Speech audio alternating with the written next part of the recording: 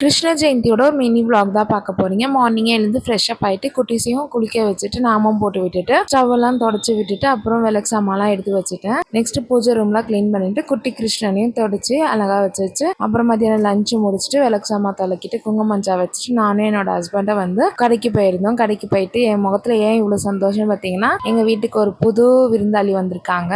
யாருன்னு போக போக பார்க்கலாம். அப்புறம் வீட்டுக்கு வந்துட்டு குட்டீஸ்க்கு வந்து இந்த மருதாணி எல்லாம் கொஞ்சம் வச்சு விட்டுட்டு சாமிக்கு பூவும் போட்டு அலங்காரம் பண்ணிட்டு சாமிக்கு பிரசாதமா வந்து கேசரி தான் செஞ்சிருந்தேன். அப்புறம் குட்டீஸ் எல்லாம் கலைப்பி விட்டுட்டு நிறைவா கிருஷ்ண ஜெயந்தியை கொண்டாடி முடிச்சாச்சு. ஒருத்தவங்க வந்திருக்காங்கன்னு சொன்னால வேற யாரால இந்த குட்டி கிருஷ்ணா தான் வந்திருந்தாங்க. அப்புறம் கொஞ்சம் போட்டோஸ் எல்லாம் எடுத்துட்டு கிருஷ்ண ஜெயந்தி வந்தாலும் முருகரை மறக்க முடியுமா? கிருத்திகைக்காக வடபழனி முருகர் கோயிலுக்கு நான் மட்டும் தனியா போயிருந்தேன். இன்னைக்கு இவ்வளவு வேலையிலுமே எவ்வளவு டைம் ஆனாலும் நான் போய் பார்த்துட்டு தான் வருவேன்னு சொல்லிட்டு முருகரை சூப்பரான அலங்காரத்துல பார்த்துட்டு கிருத்திகைக்கு விசேஷமா சாமியோட ஊர்வலம் கொடி மரத்துலயும் விழுந்து கும்பிட்டு வீட்டுக்கு கிளம்பியாச்சு. பாய்.